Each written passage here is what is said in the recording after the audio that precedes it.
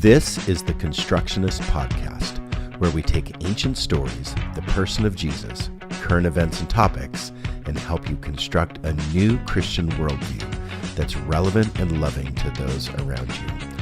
I'm your host, Kevin Bates. I'm a semiotician and community builder, looking at the signs of the times to build a better future together.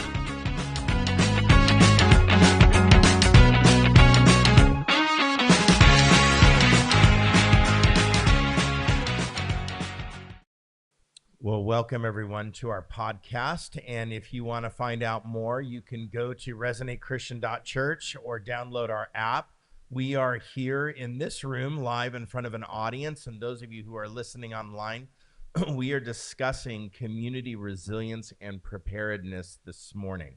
So we're moving from philosophical to practical. And because we have a lot of information this morning, we're going to get started. I'm joined here with Sharia Bonner and Jacob Flug. My name is Kevin Bates, and we're going to start with the psychology of community resilience and preparedness.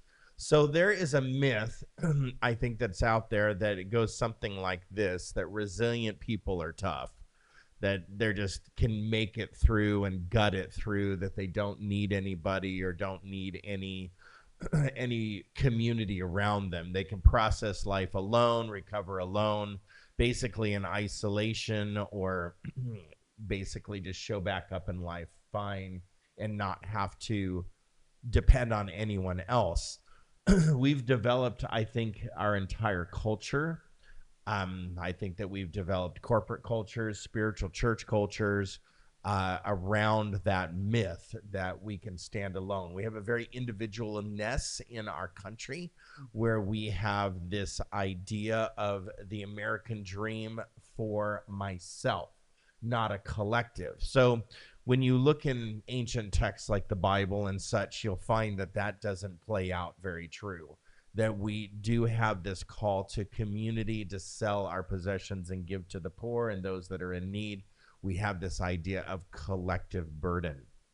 So in certain circles, that's promoted that we don't burden people, we don't share with others our challenges and our problems, and if we would just get our own life right, we would be able to show up well in the world, and that's a problem.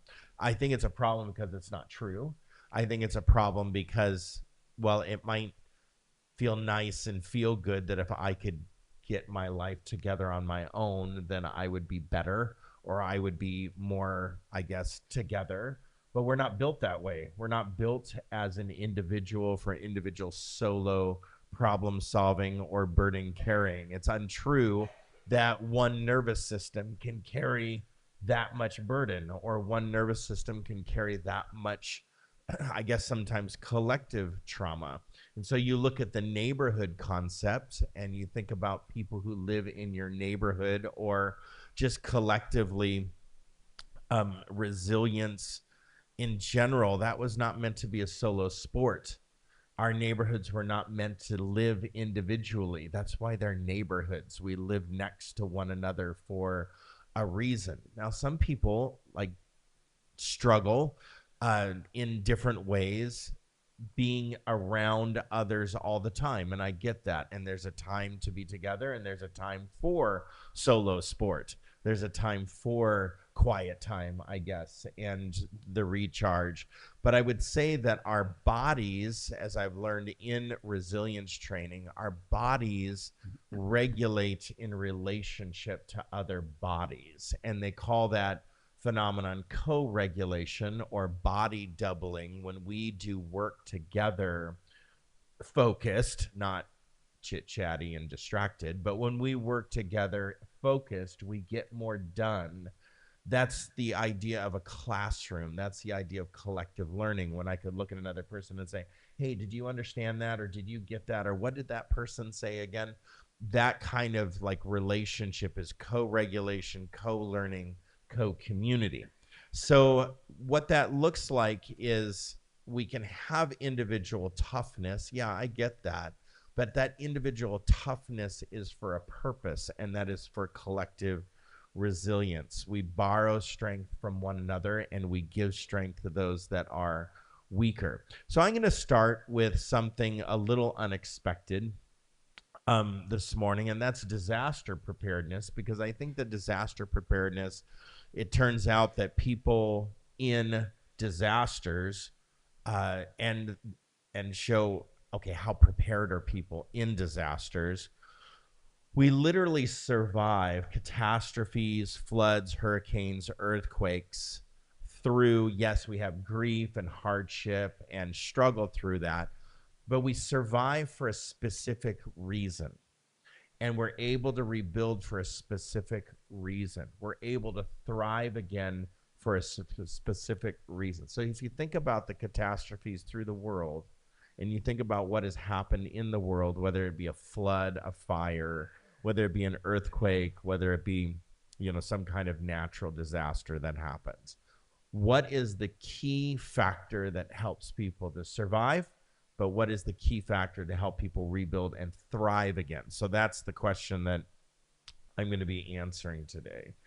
I have 3 teachers to introduce to us, and those 3 teachers are really important to me. I think that they have a lot to say, and they have a lot to offer this study, but also in other ways as well. So there's a researcher named Daniel Aldrich. Some of you have heard of Daniel Aldrich because he's the researcher that worked on Hurricane Katrina.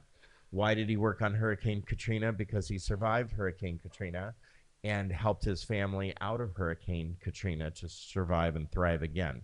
So he looked at communities that recover from disasters. He looked at basically Tokyo in the 1923 earthquake, Kobe, Japan, the 1995 earthquake, Tamil Nadu coastal communities in the 2004 tsunami. Some of you remember that. New Orleans and Katrina and that disaster. And you would assume this: wealthier communities survive and thrive and rebuild faster. And that's actually the opposite is true. The opposite of that is true. You would think that enough government aid that was supplied, that caused communities to survive and thrive in those situations.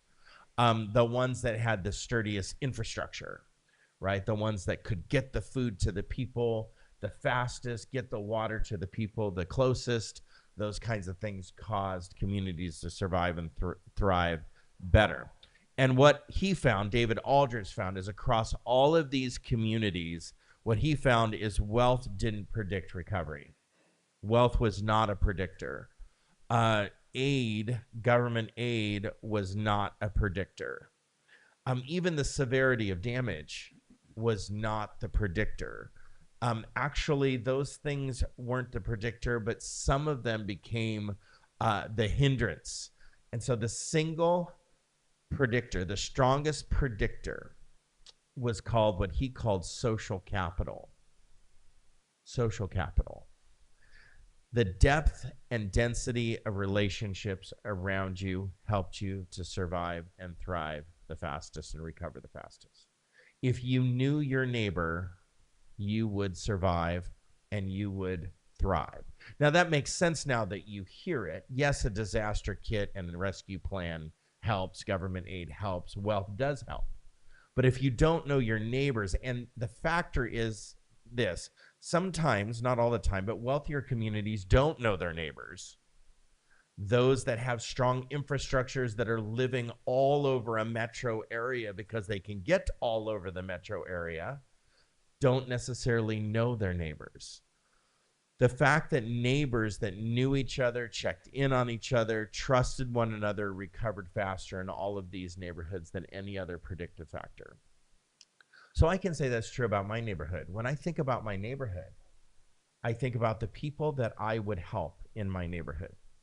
The first people, of course, that I would help is my family, my children. So I would, help Amanda and the children get out the door. But then, okay, what would I do? I would probably run to Doris's house first because she's 80 some odd years old. And then I would get Doris because she's very capable and strong. I would run over to Naomi's house and get her wheeled down in her wheelchair. And I would probably send Doris and others down with Naomi to get out the door. And then I would start making sure that all the capable, able-bodied people on my neighborhood block would be getting out the door, right? So because I know my neighbors, I would look at some of the weaker but capable people and I would try to get them to safety because I know them. I know their situation, right? But if I didn't know them and I just kind of heard about them, I probably wouldn't knock on their door. Maybe I would just worry about my own family and we would just run out the door and I would get them and me maybe to safety. I'm not trying to make myself out to be a hero, but I would definitely, because I know these people, I would want to help these because I love these people. And that is the single most factor that has helped people recover from disaster dramatically faster than anything else that is provided. So think about what that actually means. Yes, again, the evacuation plan, the aid, things that are provided really matter. But because I know my neighbor's name before the earthquake, before the water starts rising, right? Metaphorically, because that's when the disaster hits. Those are the names that are going to come to my mind. The neighbors are going to pull each other out. The neighbor is going to feed you. The neighbor is going to help you get back up on your feet. And Aldrich's own research showed that. In all of these disasters, that was the single most factor. Nobody was trained. Nobody was a professional rescuer. Nobody had ropes and things like that and rescue equipment. They were trained by just turning the stranger into the neighbor. That was their shift. So I want to offer something to start, and that is in even government crisis like I believe we're in right now, even like social crisis and division that I believe that we're in now. These are all like quasi or real disasters, right?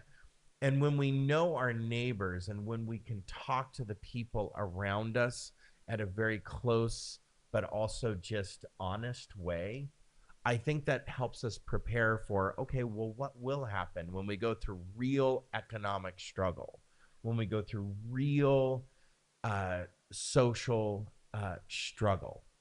When does something turn to violence that we need to sit at a table and come up with a strategy together? And I think that's important to think about. So our second teacher today is Joanne Molinaro. Now, some of you know Joanne Molinaro by the name The Korean Vegan. The Korean Vegan she's an Instagram influencer, but I really do enjoy Joanne because she comes from a perspective that is unlike many of us. Now, I'm guessing that most of us online and are in this room, right? I don't see necessarily any Koreans in the room. She comes from a very Korean perspective and a Korean culture. And that is very specific to Korea. Because if you notice, Korea is in a situation, right? But Korea's been in that situation, right? When you think about their situation, divided country, some kind of crazy dictator that lives, over the top of them. Um, they've been in that situation for literally decades, right? So that's not a new thing for them.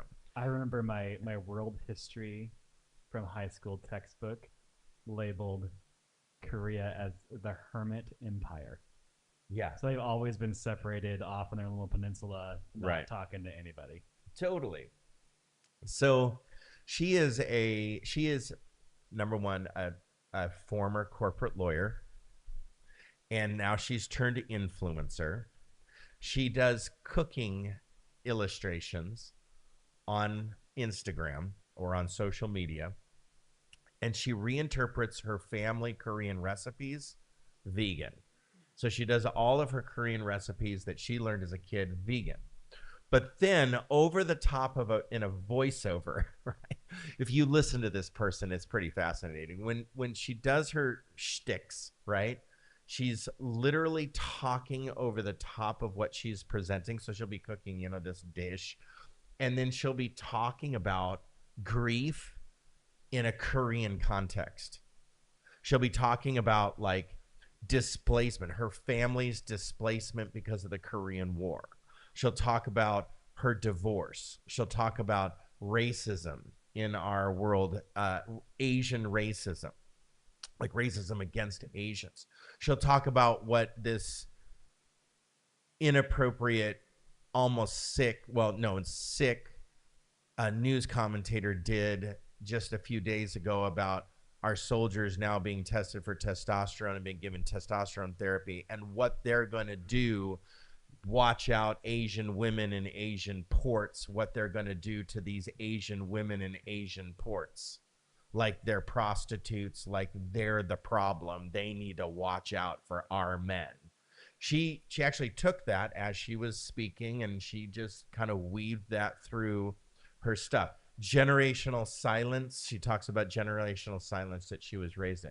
So she is a facet. I don't really get into influencers that much because most of my influencers are like exercise physiologists and exercise people and nutrition people, and that, after a while I get bored with that. But every once in a while I'll hear somebody that's quite profound and really interesting, and Joanne Molinaro is quite interesting.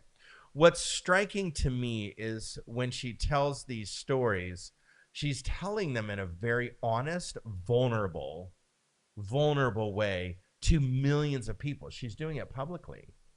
She's talking about things that are very intimate to her life in a very public way and an honest way, like saying it out loud. And she's basically storytelling pain out loud to an audience. What that has done is, if you ever look through her stuff, the comments, people are telling their story. Mm-hmm. So she's been given allowance to people around to tell their painful stories as well. So she brings up this, weave through her stuff. She brings up this concept, this Korean, very specific Korean concept that shows up in all of her work, and it's called Han, H-A-N, in a translated way in English, Han. And that's a word that doesn't translate cleanly in English. Han does not translate actually pretty much at all in English. Um, but it points to something like this: a compounded generational sorrow that a people carry together. So that is something very unique. Now, what's an untranslatable word? Because I say that, and it's like we speak English mostly in this room. Maybe our second language, we know Spanish, we know like the Romantic languages or Latin roots. We know language kind of. But in Asian language, it's very specific, and there's words that are literally untranslatable. It's a concept or an idea that everyone understands, but no one person experiences it the same.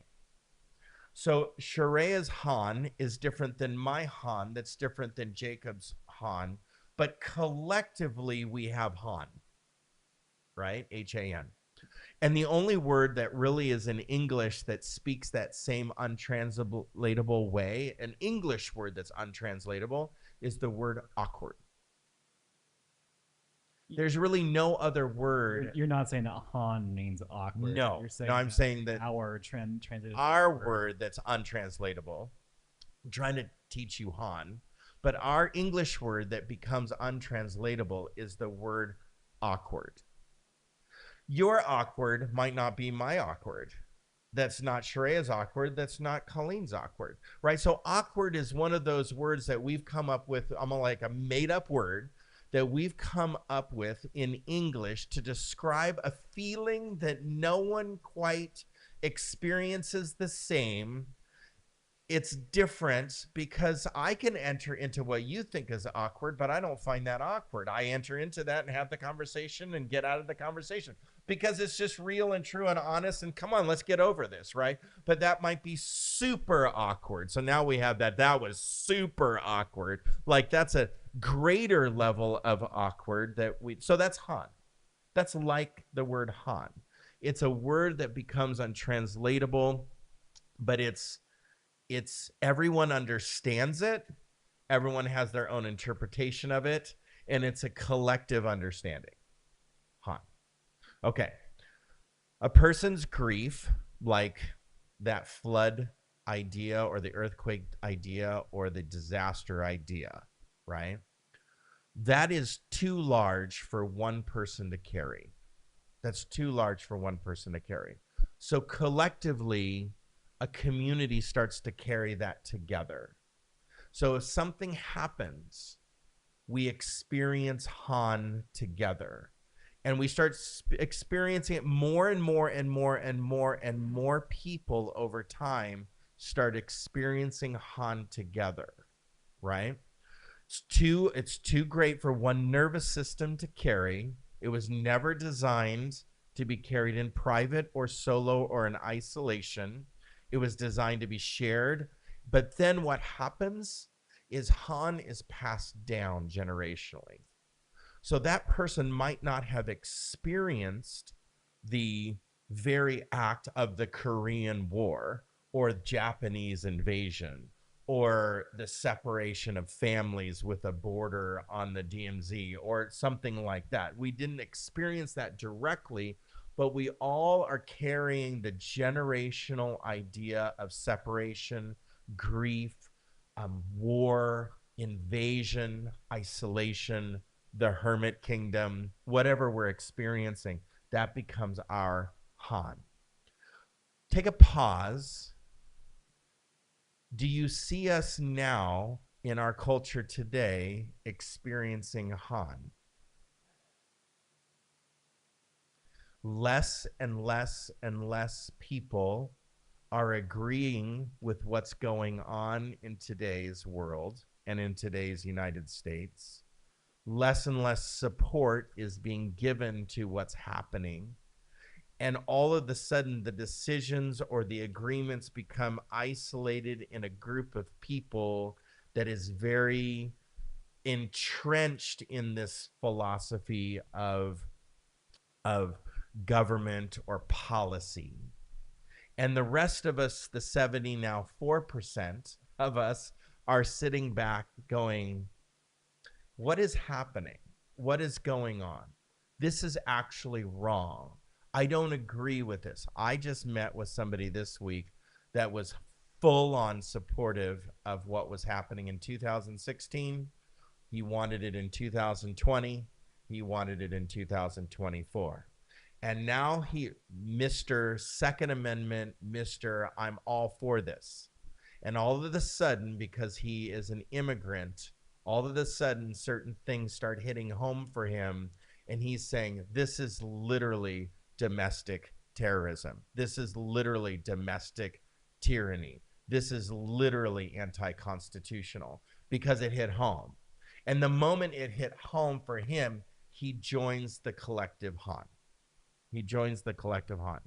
So I guess this is an emotional register. This is not the seismic register, right? Trauma, pain sealed inside. The only way that Han can be healed and move from inside to out is the collective relationship.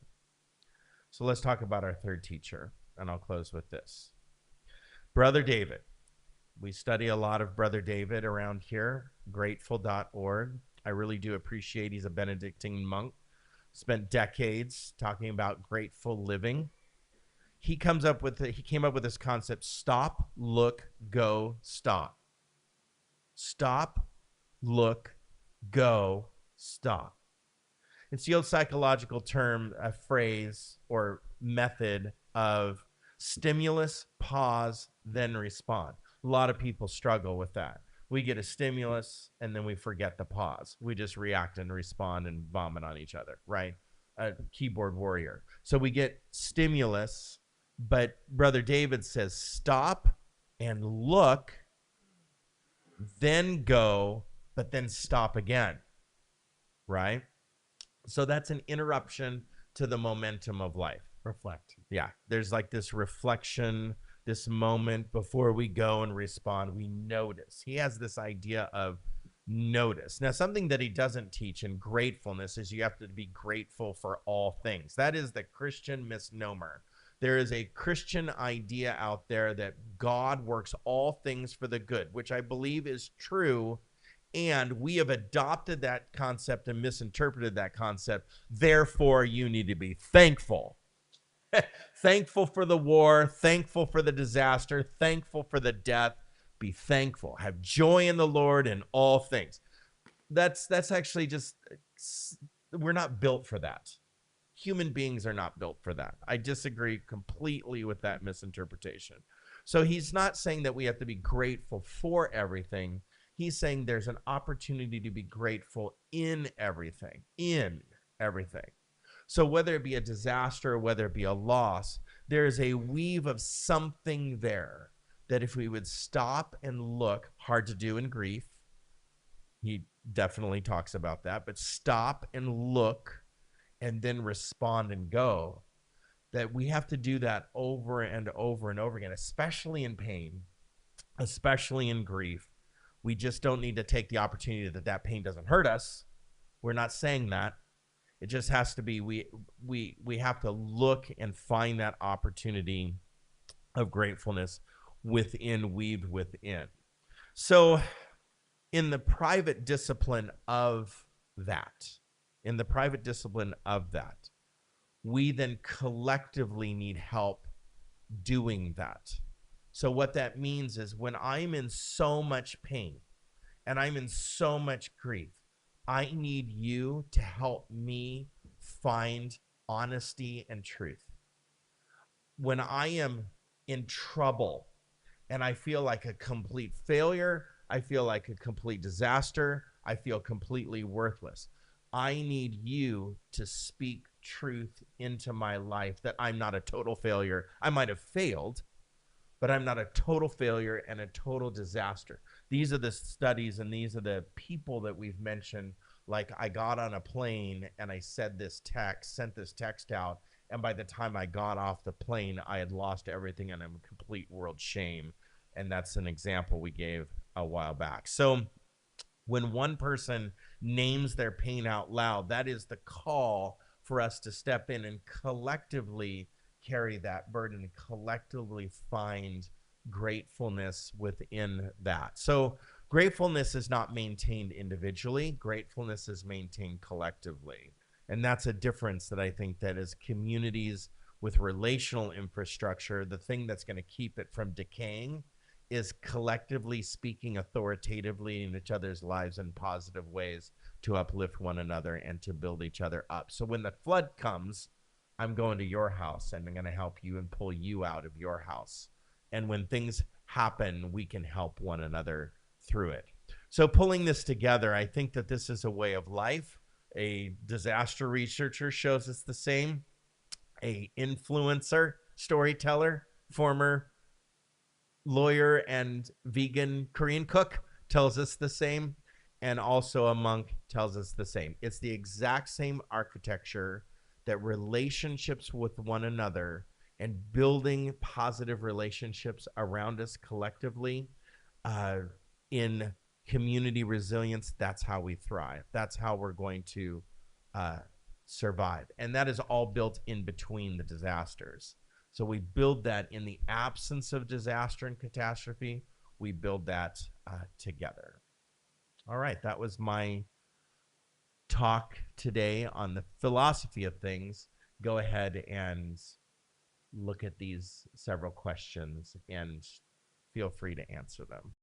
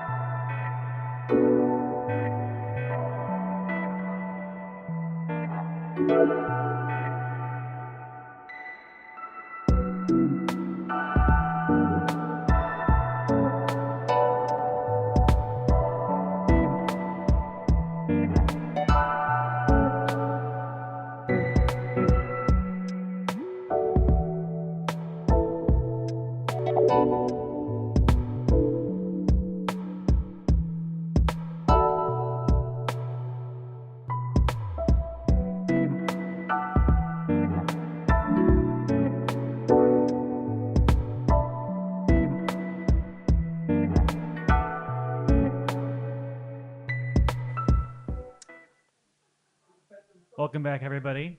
We're going to start our next topic. And today I'm focusing on one word and 5 lessons.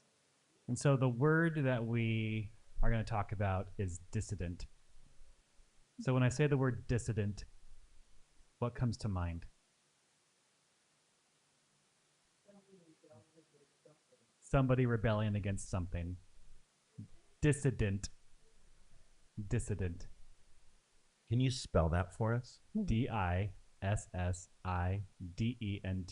Okay. But I want you to use it in the sentence. You are a dissident. Yes. I mean, what comes to mind when you think of dissident? I think of like Tiananmen Square and the guy in front of the tank. Any other? The rose are the lily and the rifle. Lily? Yeah. Mm-hmm. Not Or a the lily. Flower. Okay. Yeah, Flower. flower. Lily's a little big, sorry. Daisy, thank you. Any other images?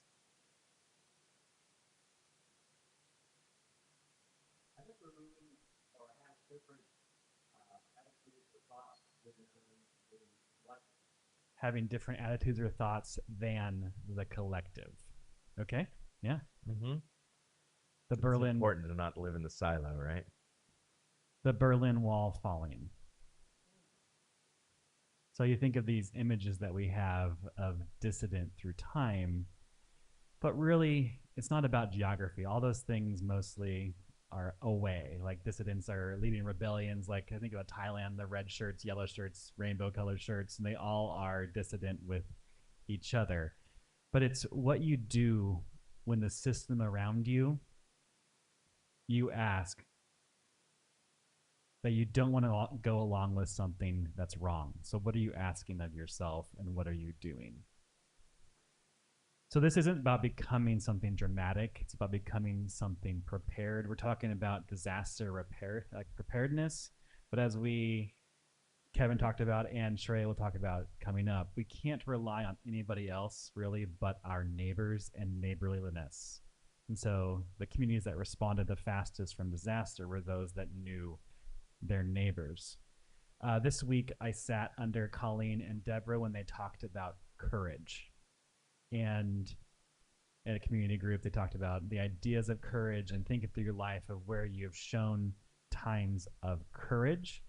And then I went to one of my favorite podcasts while I was mowing my lawn, and then they're also talking about courage. And the book that I'm going to be referencing the most is this one here, On Courage, How to Be a Dissident in the Age of Fear. I'm also going to intertwine Sabbath as resistance, saying no to a culture of now. So those 2 books. Go ahead. Huh? Bergamon's your buddy. Yeah.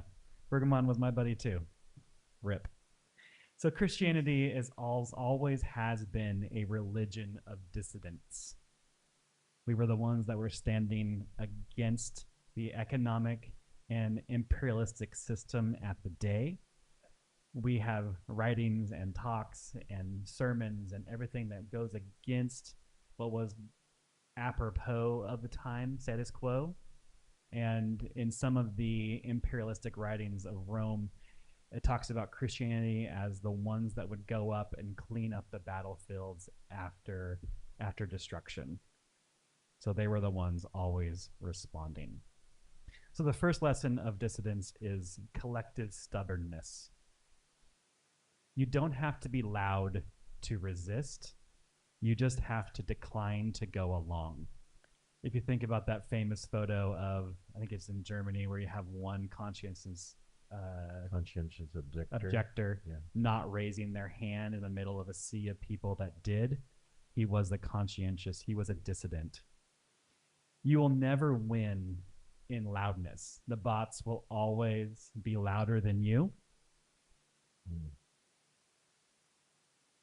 It will always be louder than you.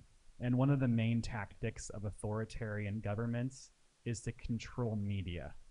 And so you will never win in the noise.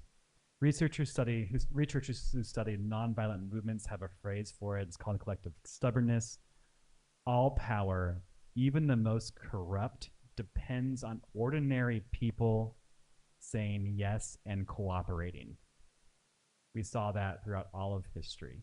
People that lived within miles of a concentration camp that didn't know what was happening, even though they should have, they could have, but they didn't.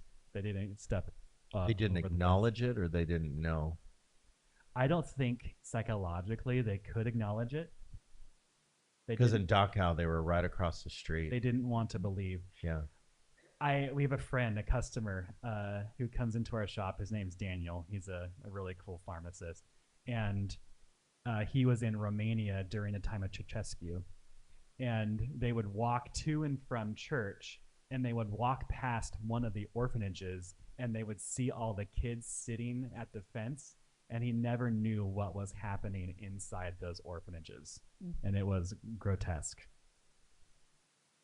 So when I talk about movements, nonviolence always wins against violent. It's a collective stubbornness of just saying no, not being something that is in the face. The Second Amendment is not going to work, right? We can't win against tanks and jets and bombs with our AR-15s. It's not going to work. So the only way to do a systematic change of where we're at is just to say no to ideas that oppress other people. When Brueggemann talks throughout the Sabbath as Resistance, he talks about pharaonic economics, so that of the pharaoh. We call it trickle down, where the peak of our economic system is a very few rich people, and hopefully that money trickles down. The problem is that at the down, we're giving them all their money. So how does that work? It means we flip the economic tide, we flip the economic pyramid, so that the collective large has the wealth. And how we do that, honestly, in our system in economics, is we shop local. That's the only way possibly to do that.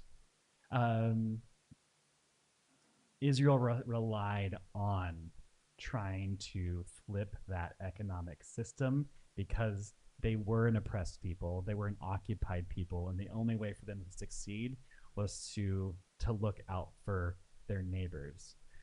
When I think about work and pulling people away from their homes to work, only since the Industrial Revolution have we seen an anti-work from home movement. And so mostly you'd be bakers and you would live behind. You'd be farmers and you'd live in. You'd be, what else would you be? Blacksmiths, and you would live there as well. So every occupation lived within proximity of their work. So that's why we have last names like the Bakers and the Smiths and Thatchers, and because that's what they were called. That's what they Flug. Plows. Yes, that's what that means. It means a plow. What is Bates? Stapler. Bodner? Cooper. What is that? Cooper? Mm-hmm. What is a Cooper? Yeah, makes barrels that wine goes in. Cooper? Hooper? Oh, I thought Hooper. Okay. Lesson 2. Joy is a strategy, not a distraction. Kevin talked about joy earlier, just have joy, but really it's about being grateful. It's about having a collective, what is good together. So party together, eat together, work out together, get outside together. It's always in the together. We have friends from the shop last night that put on what's called Sunfest all day long. And they party from noon to noon the next day. And I think about them bringing their community together, that no matter what, they can hearken on that event to show love, to show community, to show a collectiveness, so that they know who their friends are, and their friends They also show up. They look forward to showing up They look forward to showing up. Sunfest is a big deal. We were invited, but Robin Hood Fest and everything else, we couldn't get there. Started out as a family reunion, and then it collectively became something completely different.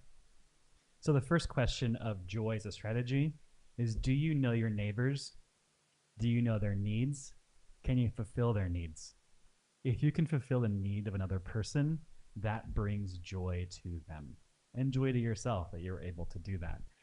Shrey is going to talk later about these skill shares and putting in what you're good at, what you can do, so that we're able to put those relationships together. Lesson 3 is find your home.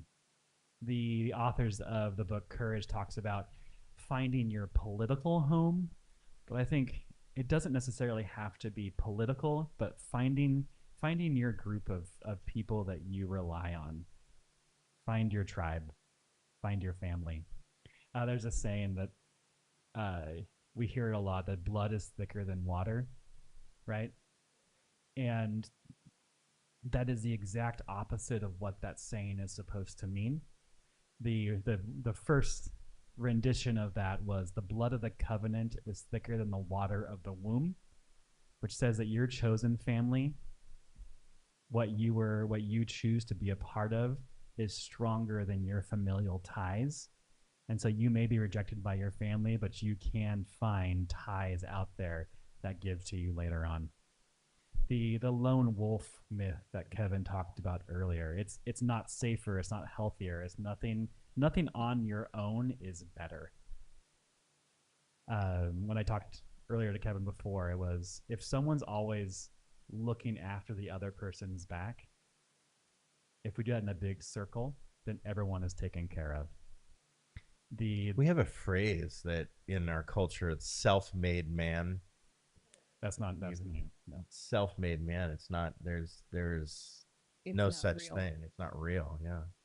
And loneliness is epidemic in our society, especially males. They're seeing the most, and that's why suicide rates among males is highest. Alcohol use among males is highest. Mental illness really among males, even though may not be diagnosed, but diagnosed posthumously, is highest. And this morning, the New Yorker put out an article that I haven't read yet, the lost art of bromance. And the lost art of bromance. And they start out, I've only read a couple paragraphs, but it was basically looking at the series Jackass, right? From start to finish. I remember watching it when I was in middle school. They have been out there for a very long time. Viva La Bam was also a big one as well, a spin-off of it. But it's the idea of these guys together have the strongest relational ties of any group in history, because they, what should I say? Do crazy stuff. Stuff together. Yeah. They almost die all the time together. And so that is their thing. And the Japanese actually have a term called misogi. And if you do misogi collectively, your tie becomes better. A misogi is a tradition, usually yearly, that you do something that you're going to fail at, or almost Potentially fail at. Potentially. That the probability of failure is greater than the probability of success. And so if you do that with another person, that's when it gets successful. Lesson 3, define your political home. Lesson 4 is prepare calmly, not anxiously. For the past year almost now, we've been working with John Records, Kendall Leeper, and Colleen to produce documents for people that are at risk of deportation, so that they can prepare before it happens with their documentation and their insurances, their bank accounts, their kids, what happens along the way, so they can prepare non-anxiously, calmly, and have the best chance of survival in the court system when they do hit it. And so with disaster preparedness, we need to prepare, and Shrey is going to talk about even go bags later on. But it's not about building bunkers. I once had a man with an arsenal of weapons describe to me if the government does fail that I'm supposed to go to his house and we're going to get into his safe and then we're going to go to a winery because of the tactical advantage. And he had this whole idea Yeah. of Huh. what's going to happen, and I'm sitting here thinking, why are you telling me this? I don't think that I will be the one that's going to be running that way.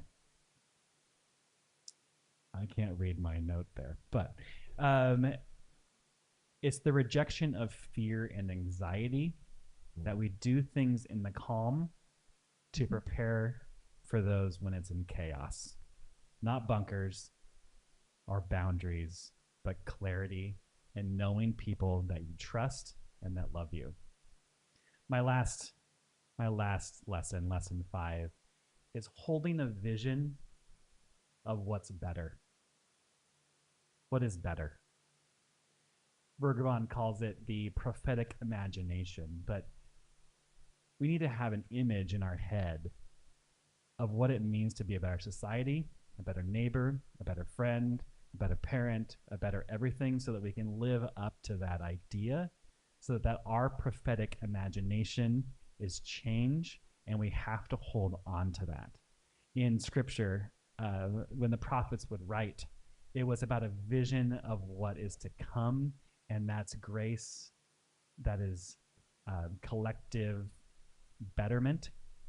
Talk about wealth retranslation so that everyone has enough. No one is taking more than they need. That's the story of manna, that if you take more than you need, your whole system would rot. And right now we are in a society that is taking more than we need. And so the invitation is not to adopt a new identity as someone angry and afraid, but return to an old one, a people who rest on purpose, a people who show up together, a person that really knows what they want, and to find a group of people that want the same thing together. There's a tipping point in society that if 3.5% of the population wants a change, it's going to happen. So if like the thing right now is to try to calculate how many people are at No Kings rallies. And if we can get individually 3.5% of the population, that represents a much larger demographic that's not able to show up that morning. Make sense? Yeah. Mhm. So in our society, in our local governments, the biggest change that we can make is locally. So showing up to council meetings, talking to counselors, showing up to school board meetings, showing up to neighborhood HOAs, all of the different society organizations that do affect you, probably greater than the federal government. That we can make local changes that impact people locally that are good. Can I ask you a question? Do you think that you become a dissident? Like, I know you can become a dissident on purpose, but that takes a little bit of education, knowledge, courage, conviction, right? Many people don't have that. So do you think that you can also become dissident just by non-purpose? I think so. What it has to do with is I believe that people are good. Yeah. And so I don't hold to the idea that people are born with a propensity to sin. That doesn't like are born with sin. And when you travel, I think that's when you learn it the most, that people are giving, loving, and kind. And so when you need help, even though there's a language barrier, someone is going to help you. Mm-hmm. Others may take advantage of you, but the majority of people are going to help you. And I think dissidence raises when they see the injustice, even if they're silent, they won't go along with it. Where is this at? In Serbia. Sorry, one of the the USSR countries during breakup. There was protests on campus, on all these campuses, and then the president was trying to squash the protests through violence. But the protesters at night would take cookies and cakes to the police and the military. And so they learned their names, they learned who they were, they talked with them in nonviolent ways. And when the president said to start firing, no one fired. I think that's the collective good. The reason why I brought that up is in the last month, the lack of support for current policy and administration has dramatically increased.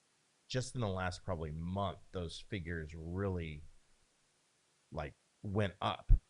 And I thought, okay, why are those figures going up? And I thought, okay, we've been at war. I don't think those numbers went up because of the war. I don't think they went up because of Gaza. I don't think they went up because of certain policies or just jargon or nonsense that's being spoken, because that's been spoken for a long time. So why in the last, month and a half, it just, spiked in the I'm now a dissident, I don't agree with this. I think it's because somebody became a trillionaire. I think it's gas prices. Well, gas I do too. prices, yes. But gas prices have been high for a long time. Yes, but when it hits $5, I think people start to freak, and then when they see that trillionaire has made 400 more billion in the last 2 weeks. Correct. That's what I'm saying. Like somebody became uber rich and now is worth 1.4 trillion. I think we as a collective body look at wealth acquisition, but then that exponential wealth acquisition, and we start going, I don't really agree with that. No one, because that's being taken out of my pocket and given to one individual. No one should be a trillionaire. I can't even fathom that. No one, there's no economic good for anyone to be that wealthy. Right, and I think collectively, even subconsciously, we could pretty much agree with that. Like a bigger collective, yeah.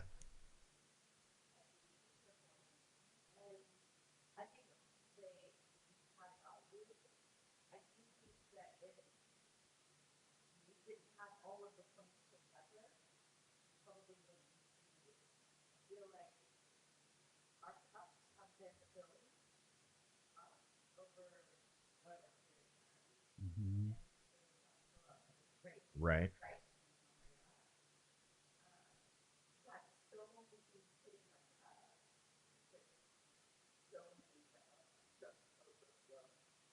Yeah. So to paraphrase, you're kind of saying like we're all being hit with all kinds of stuff, and tipping you point. don't know which thing is going to be the last straw. We all have different last straws, but it's the compounding effects of all of it. Yeah. And do you think that that's happened just in the last like month and a half? Like everyone's just kind of like, I'm done. Right.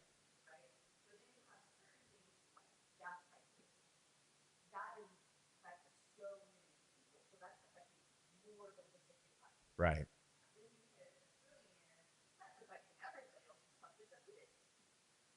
Yeah. Child trafficking, corruption, bribery, and all of that doesn't affect our cups, but gas prices. That's the joke. That all these things are like out there, but then gas prices are what fills our cups and spills it over. I think it's just different for everybody, but yeah. Go ahead, Bill.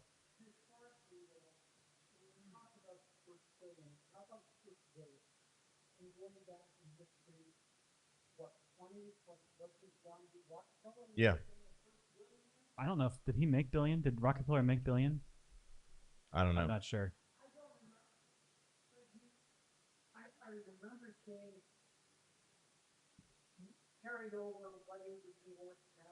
Oh yeah, Yeah, it's a lot.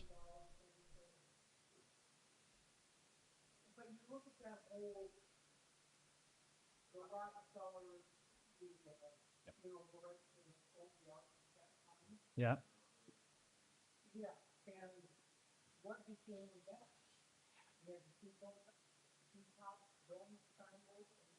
Teapot Jones scandal, yeah. Um, gosh, Harris is his name. He's a YouTuber, excellent historian. David He- Harris. Dave. David Harris, I think his He name is. talks about oligarchy and wealth protection systems, and no matter what, we are in an oligarchy, and we have been since the beginning of time. There's no way out of it, except for extremist economic practices that Wealth re- distribution. redistribute wealth, and that has even seemed to not work effectively, like in Nicaragua, in Russia, in places that the only society that's really doing okay with that is Laos, but they're the only socialist system in the world. That's a true socialist, but I think it's gone beyond oligarchy, though. it's well, laissez-faire has this is too deep probably. Laissez-faire has helped people that had means in the beginning get more means. It's never helped those really truly that haven't get more. Right. And so the haves will always have, and the has-nots will always have not.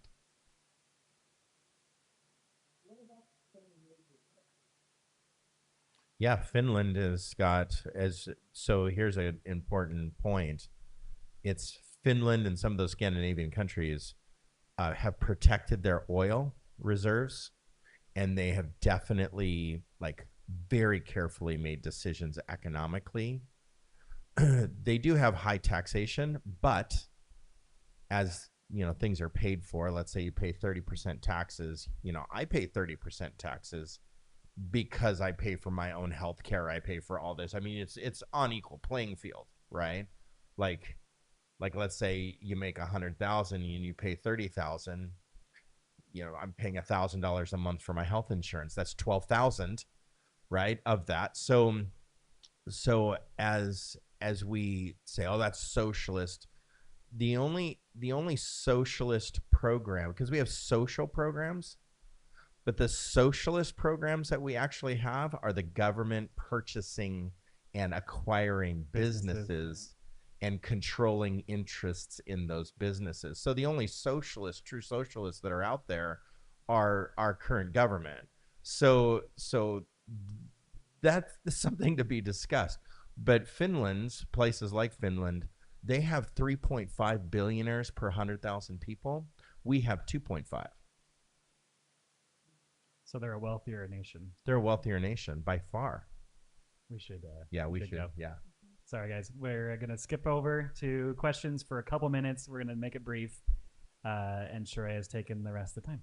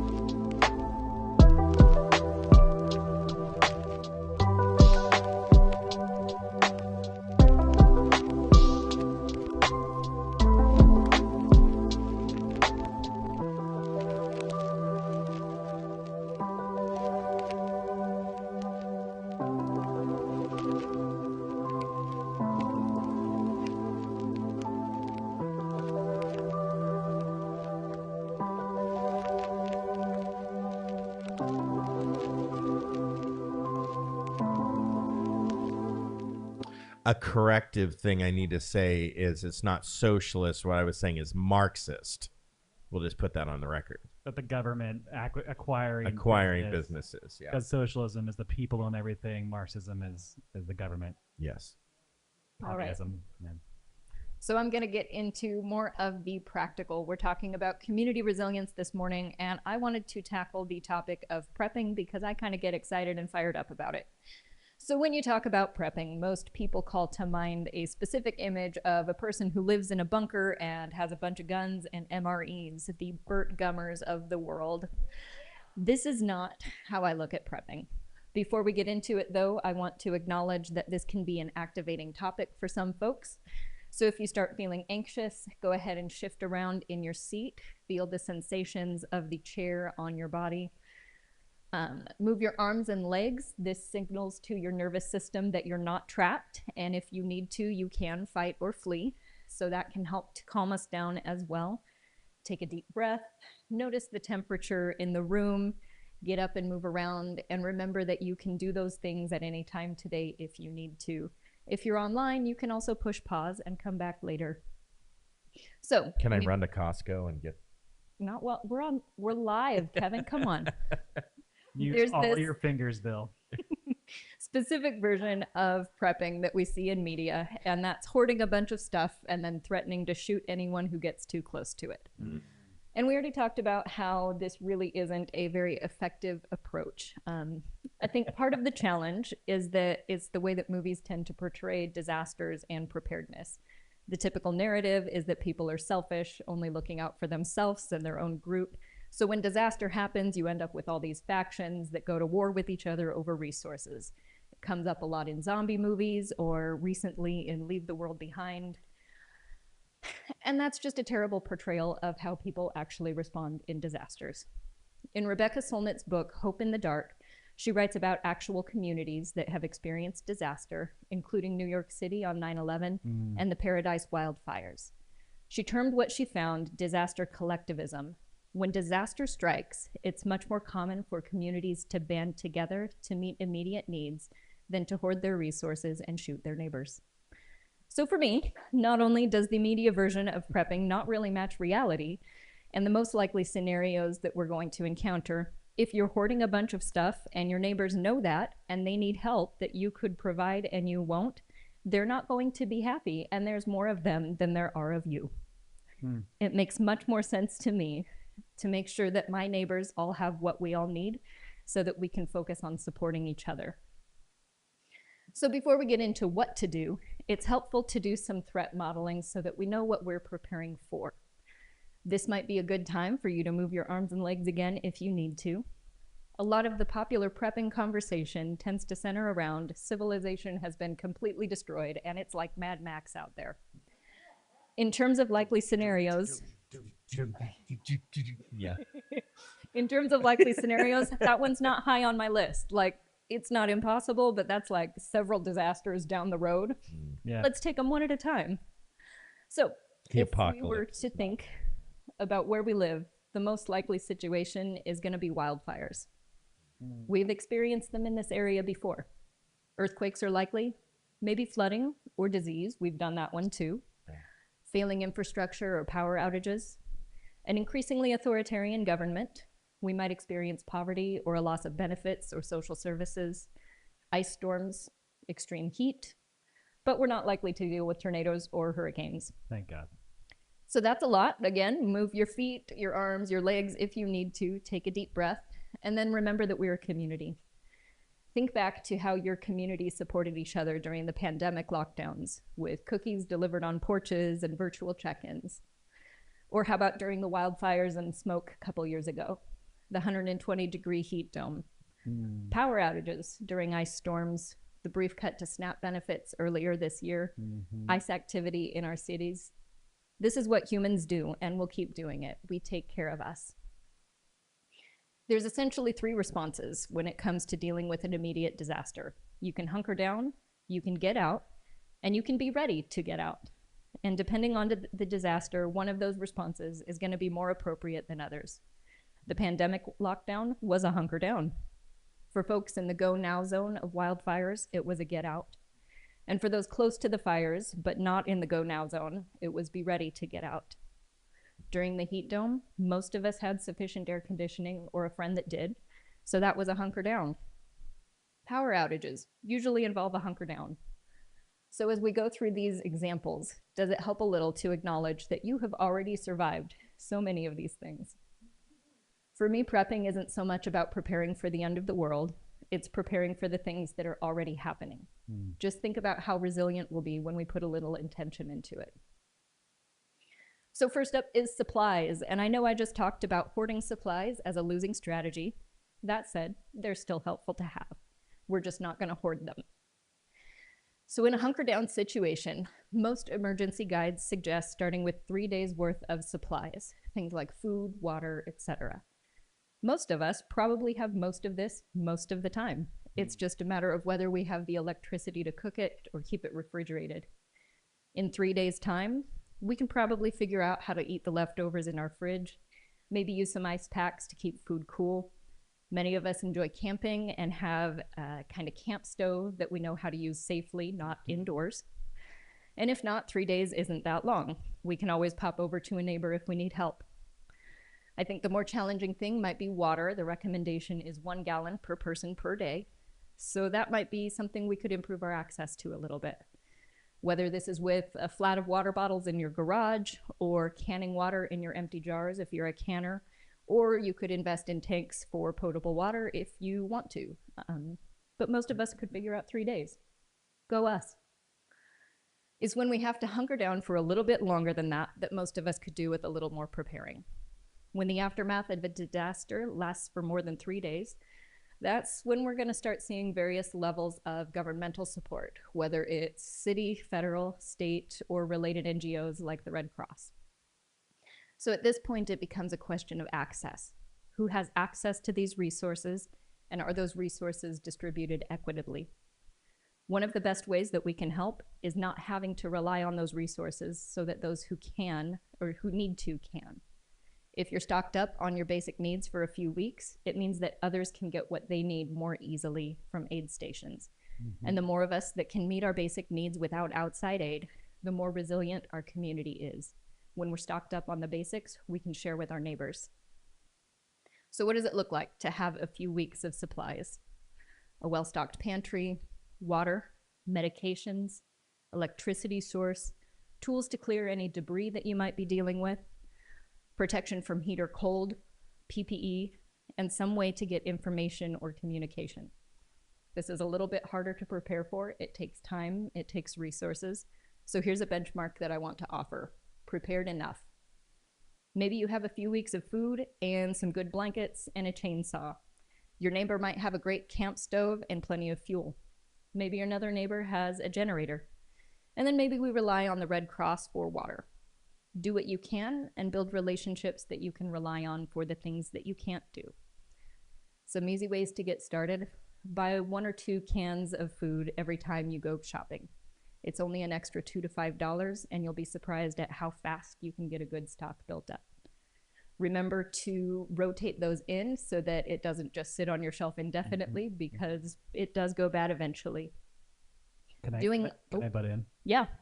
There is a survival area at Winco. It's all the way in the back by between the bulk goods and the meat department back in the back usually. Yep. The LDS are very good at this. I think they have 2 years, or how many years? Something like that, yeah. 2. And so that's a theological reason. Yes. They do that. Yeah, that's a theological reason they do that, but they are quite good at it. It's on my page. Go to Winco. Can I offer something a little more simple, or something that I'm thinking about as you're talking? Sure. There's a lot of people out there right now, and I've noticed, and they've been to my home, and I've tried to feed them, and I've tried to host them in different, months of the year. And like a lot of our children, a lot of our young adults, they don't eat food. And honestly, they eat candy food, or they eat a burger from a fast food restaurant, but they're not eating food, like a broad range of food. And I keep thinking about like meat prices. When meat prices get out of control, do we have another option besides a burger, right? And a lot of families are saying no.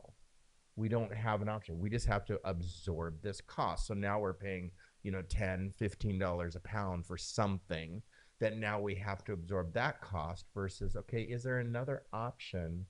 Could we eat chicken? Or could we eat a vegetarian meal once a week? Or could we just do something different? Learn to eat differently? Mhm. Uh, because honestly, the whole world eats much differently than we do. And a lot of their paychecks are going to their food, right? Like in Africa, it's an enormous amount of money towards food. But I just keep thinking about, okay, if a $10 lunch is now $20 and we can't afford that, Mhm. could we start by saying, okay, what can I eat, or what do I need to start exploring that I can still like eat a reasonable lunch? I think you said something that's super important, that it's it's astonishing how little of our budget we put towards food than other countries do. That's true. Yeah. We eat in a very small window super cheaply, and that's a lot of that is because of government subsidies and whatnot. But how much we actually spend on food, it's nothing compared to other places. It's wild. But also, I think that our rhythms and our habits are really getting in the way of affordability factors, and they're getting in the way of just lifestyle and health as well. I'm very concerned, about like childhood obesity and and early onset diabetes and all these kinds of things that we are facing because we're literally living off of, we don't live off of nutritious food. And a lot of us don't understand what nutrition is. Right. Go ahead. Yeah.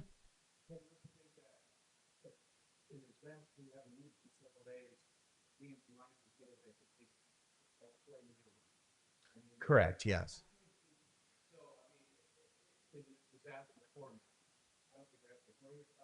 Yeah. Yeah. Yeah.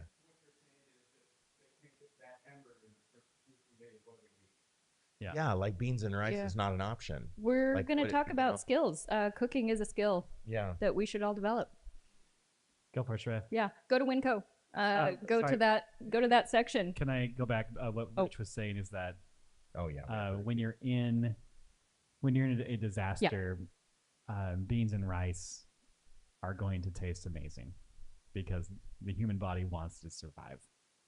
Hmm. But I'm just saying, maybe we need to train ourselves to eat some beans and rice now. Yes. Because the more beans you eat, the less gastrointestinal issues you'll have. Go to Winco. Get that food grade bucket. Okay, go. Get an airtight lid. Buy a 20-pound bag of rice or beans. Yeah. Put it in the bucket. There it is. And then use it regularly. Yeah. And don't, right now, don't, And lettuce. Yeah. summer 26, do not eat the lettuce. Also, while you're at Winco, toss in those packets of spices, fajita mix or whatever. Like rice and beans does get old. That's why you get various kinds of spice mixes to make Right. it interesting. Right. If you have pets, keep extra stock of their food too. You'll need access to water and water sanitization. So having water stocked is a good start. And then in order to sanitize your water, go to a camping supply store. Try and have 2 different options to do that if you can, because if one of those methods fails or stops working, you do want to have a backup. When it comes to the other stuff, figure out what works for you. Does it make sense to prioritize battery packs, an option for cooking, walkie-talkies, ways to keep warm or cool? Start with what works for you in your budget. If you're handy with building, look for low-tech ways that don't use electricity.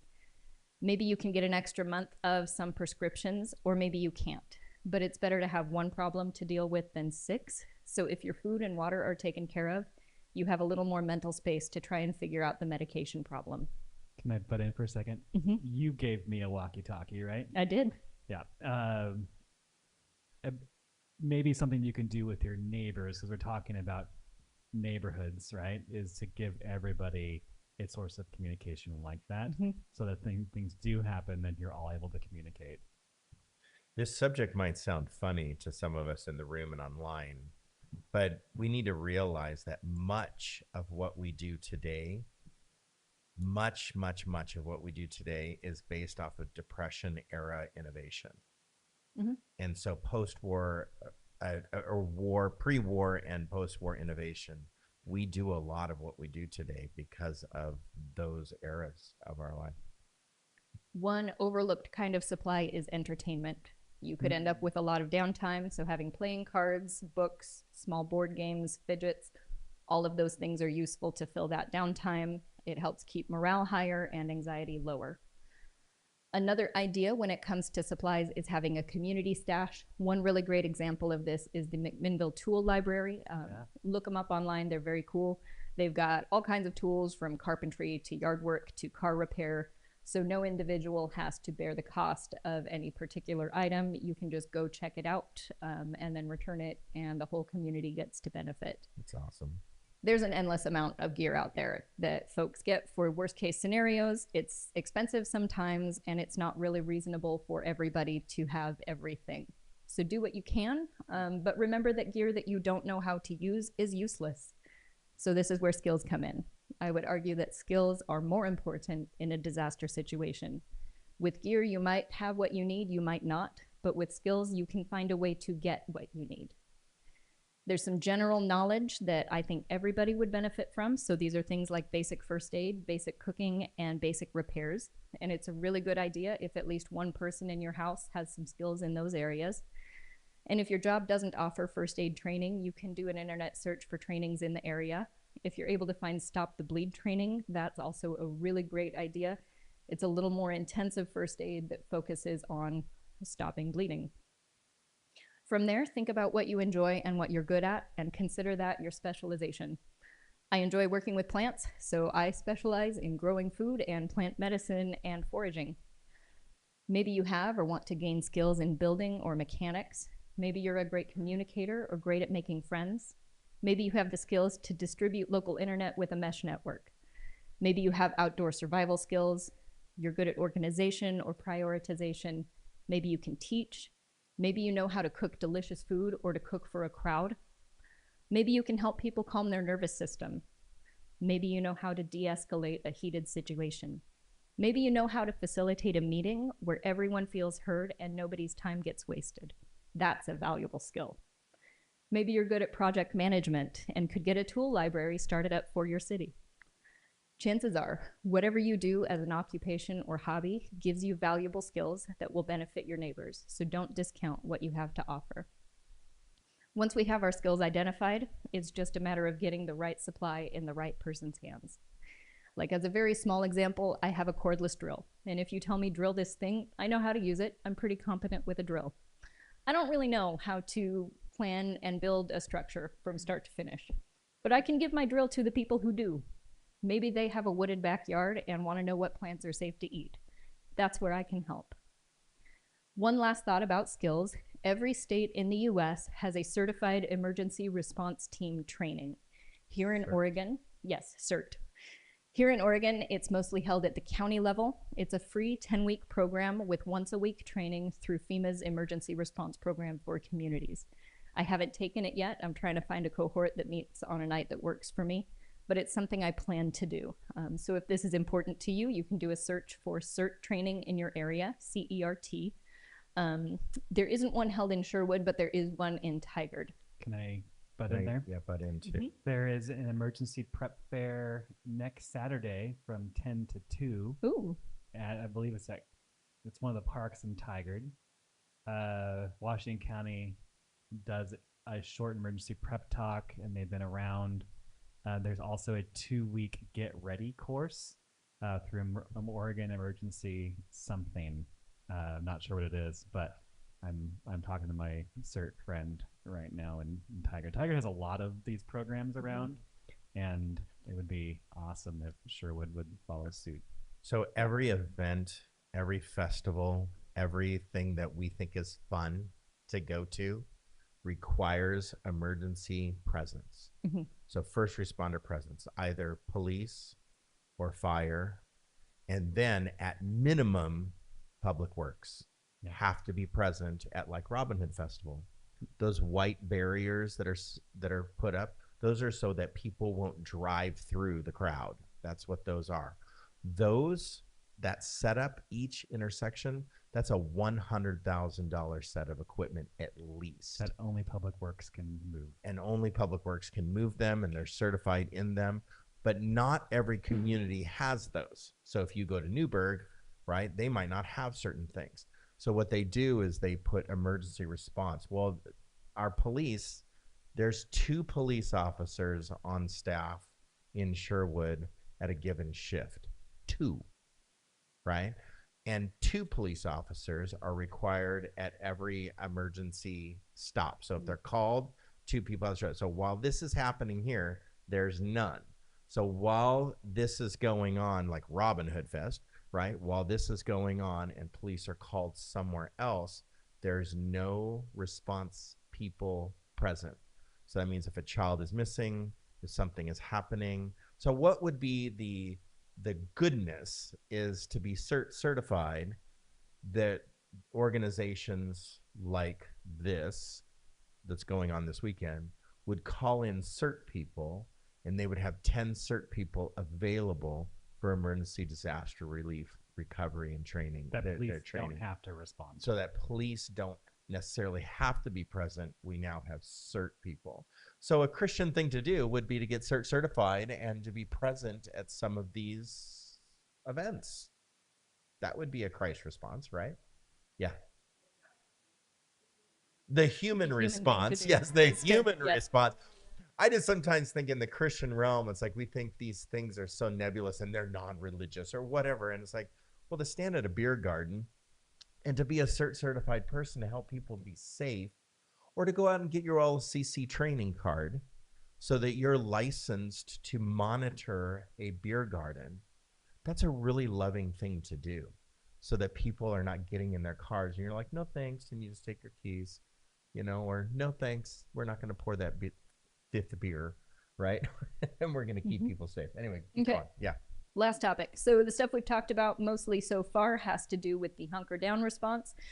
If the appropriate response is a go now or be ready to go, having a go bag is a really smart idea. So Jake, if you want to pop that up, thank you. A go bag is a backpack or other easy to carry container that has all the essentials you would need to be away from home for a few days to a few weeks. You have it all packed up and ready to go. Go ahead and take a picture of that slide if you think you need to. You probably need to. If you're in a go now situation like wildfire, most likely you are leaving your home and heading to either a friend or relative's house or to an aid station run by a government or NGO. It's unlikely that this trip will take more than a few hours. You'll probably have access to basic food, water, and shelter, probably even stores when you get to your destination. So, rather than pack meals for several days, some snacks, and maybe one of those freeze-dried camping meals for each member of your household is probably going to suffice for the journey. Have water for everyone, have stuff for your pets, have stuff for first aid and medicine needs.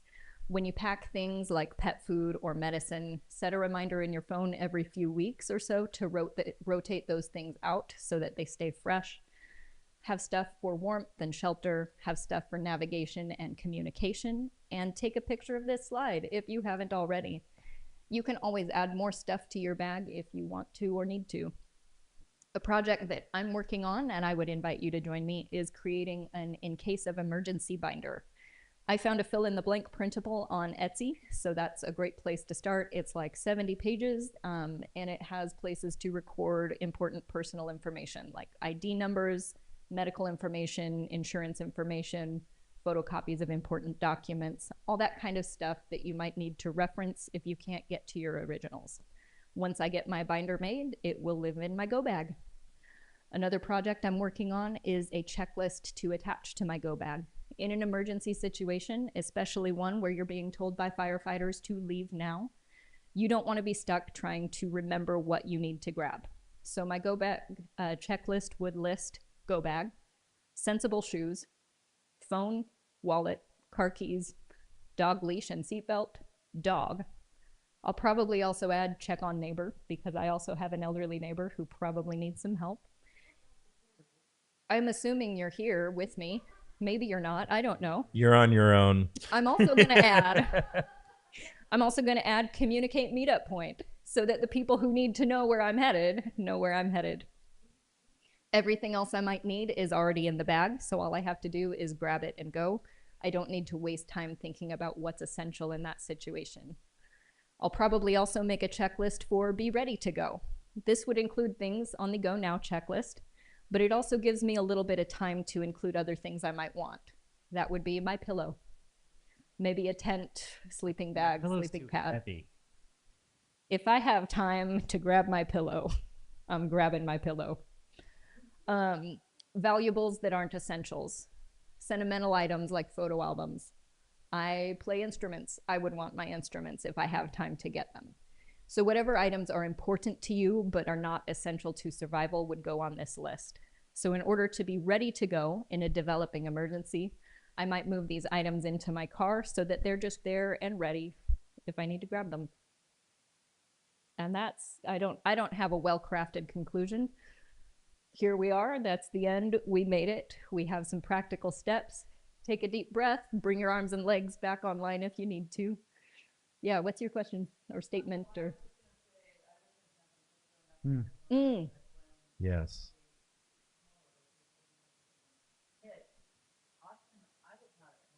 Mm-hmm. Yeah. Mm-hmm. Right. Yeah. Yeah, that's a great thought. So one of our audience members lived in San Francisco, and sometimes when experiencing some of the smaller earthquakes, they found that they would be in their car when they occurred most of the time. So having some sort of mini go bag in your car is also a really great idea in case you're not at home. I think one of the things that has pulled us away from preparation and thinking through preparation has been our distractedness as a society, where we think, we live in such the now that we're, so focused on the now that we're not thinking, hey, what would it be like? I lived in a earthquake zone in Southern California, a pretty bad one. And we had things. When the power went out, we had things. When this happened, we had things. So we were very prepared, but we also didn't have this distractedness happening that we weren't thinking about these things.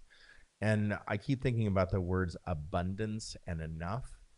And I do believe that we need to live in the enough. Enough is enough, right? We don't need 50 of these. We need however many we need. But if we do have the abundance of things, that's the time to share those things, loan those things, make those things available. And so whether it be a play item or a necessity item, I think that we need to keep the hands of our things, our possessions, open-handed, so that the world can, benefit from our abundance when we have, 15 of such a thing.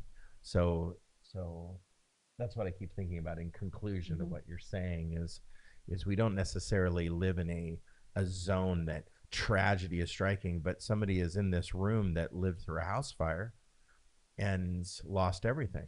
And so that just happened in Sherwood on July 5th. Their house burned to the ground and had to leave. Thank goodness their bodies got out and their turtle got out. But they lost everything. Big turtle, the big tortoise, right? Tortoise, Like yeah. a couple 100 pounds. Yeah, they had to put it down eventually. Oh, Yeah, I didn't hear that part. yeah. That's on a sad note. On a sad note, yeah. Well, let's conclude with that. We have gone long, and we do need to conclude. I think with this subject, when we think about preparedness, we have the skills, and people listening to this do have the skills to prepare. And we already have gone through things that should like be on the forefront of our mind. COVID. How did we prepare in COVID? And what are some of the lessons and things carried forward that we could learn? Some of us did live in earthquake, fire zones, all those kinds of things. What are some things that would glean from those ideas? We've gone through 120 heat here. And so what are some things, like if you need help with like your AC unit in an elderly's home, they don't know to replace their capacitors and their heat pumps. But when your capacitor goes out in your heat pump in the middle of 120-degree heat, you wish you would have had a new $14 capacitor, right, in your heat pump. You wish you would have gone to that store and bought that, 2 months ago, to have a fresh capacitor in your heat pump. So there's some things that we can prepare for, and you're all looking at me strange, like, what is that? Exactly.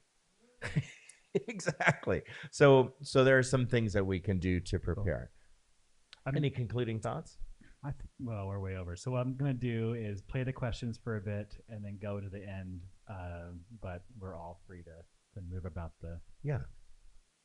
Thanks everybody for joining us today. But also a QR code is going to pop up. Yeah, Go to the that's QR important. code, fill it out. We're going to be a community. That's right.